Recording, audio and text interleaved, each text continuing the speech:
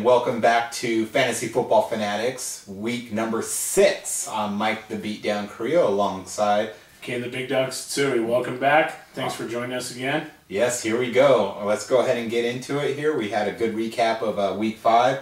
Some big leaders out there. Tony Romo passing for over 400 yards, getting 3 touchdowns. Pretty nice here coming off of a bye week. Yeah, absolutely, yeah. Fantasy-wise, you look good. Yeah, well, absolutely, yeah. You know, he also threw 3 picks, but still, if you're getting the points and that doesn't count against you, that's nice. Also, Alex Smith there, throwing for over 300 yards, getting 3 touchdowns for himself. Who would have thought that was going to come, right? Not a lot of people that left him on the bench, that's for sure. Yeah, absolutely. Hopefully you weren't one of them.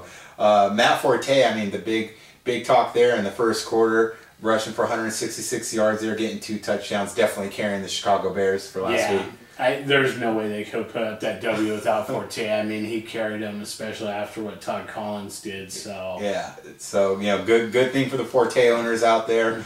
Expect to see a lot more good production out of him. Ray Rice there, obviously coming up big too, getting a couple touchdowns there, rushing for 133 yards. So that was pretty sweet for Ray Rice. Yeah, he looked fresh last week. He looked good, looked healthy. He came in and really pounded the ball, so it was good. And McGahee threw in a touchdown too. So yeah, absolutely. And then you have Chris Johnson there, possibly almost everyone's #1 pick there in the draft, going for 131 yards there and 2 touchdowns, of course, for CJ. I still don't think he's going to hit that 2,500 yards now, but definitely a good play to have. Obviously, going to keep him in there week in and week out. Receivers went off this week, right? Yeah. Hakeem Nicks had a big game. Another couple of touchdowns there for his boy Eli Manning. Hooked him up, and then the big one, Malcolm Floyd there, going for over 200 yards. And the touchdown, he looked great. Roddy White had a good game. A lot of good receiver production out there from those Tier 1 receivers, guys. So yep, and even Brandon Lloyd there coming up with 135 yards and 2 touchdowns there. So a lot of good activity going on there in week 5. Hopefully you're going to carry on some of that over to your week 6 lineups here too as well. Yeah, and then on the bad news side of things, we got our week 5 injury report here. Jermichael Finley obviously is one of the bigger stories. The knee initially thought just to be a meniscus tear. Now they're saying that he may be out for the rest of the season and land on the IR. So at this point, you might want to waive him and pick someone else up because it's usually closer to the truth than not with the IR report. Aaron Rodgers, concussed, may or may not play this weekend. He's going to be a game-time decision. You have to keep an eye on that. Mark Clayton, another injured reserve. Done for the season. And then what else we got? Well, we have Michael Vick here, who's looking as doubtful. Then, of course, Mike Williams, probable as well. And then, like you said, Aaron Rodgers looks like he may go ahead and play this week. He did practice today, so we'll see if they end up clearing him for the rest of the game. Yeah, and then Calvin Johnson, Megatron's banged up, so you want to keep an eye on him. He may or may not play. And then Darren McFadden looks like he's probably not going to be able to go. They're saying he's a game-time decision.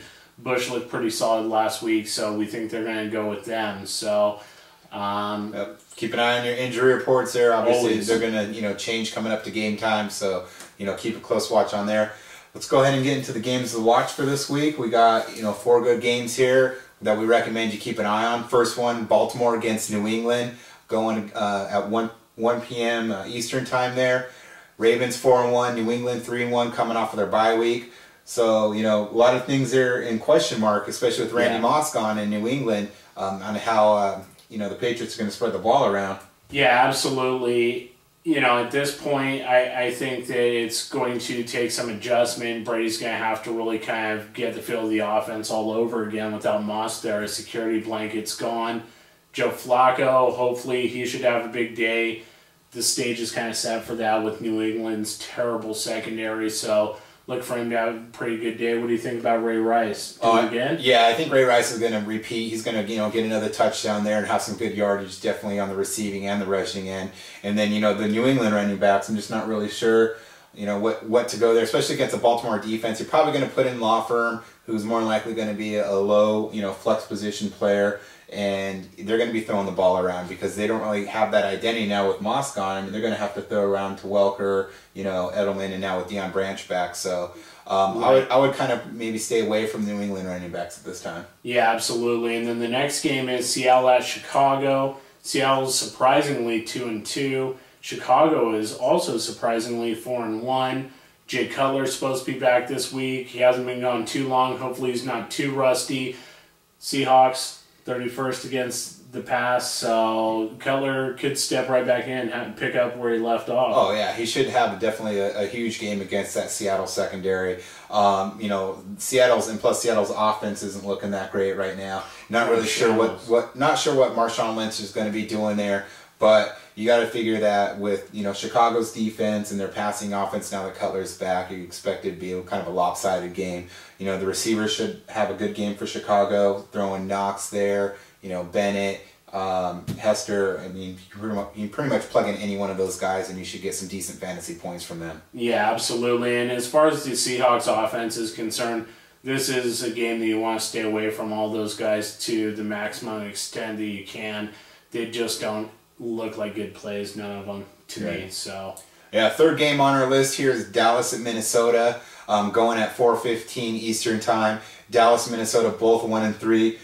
Both teams desperately need a win. Probably Minnesota more so than Dallas because they're kind of got all their chips on the table right now. Getting Moss, bringing Brett Favre back for this last year, more likely going to be his final. He finally has that text fiasco thing going on, so very unlikely is back. And he got hit in the junk with the ball at practice, so maybe that's bad karma. Yeah, and then Wade Phillips is on the hot seat with the way Dallas is playing right now.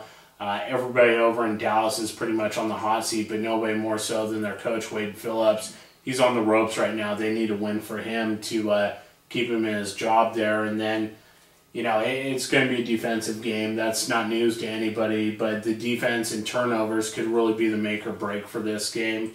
Yep. Dallas running backs there. Felix Jones definitely stepping into the main role there last week. It looks like they're really, Jerry Jones wants to make Felix Jones, the main focal point of that running offense there. And keep an eye on this because the fact that if he ends up getting most of the carries again this week, the stock is definitely going down for Tashard Choice and Marion Barber there. And then, of course, you have AP on the other side of the ball there running for Minnesota. He should have a, pretty decent-sized game. I project he's going to have 110 yards and a touchdown. Yeah, and I think those are pretty square numbers. With Moss in there now taking the top off that defense, it's going to open it up underneath, and that's going to give him some room to run. The Monday night game, Tennessee at Jacksonville, and that's Monday, of course, 8:30 Eastern time.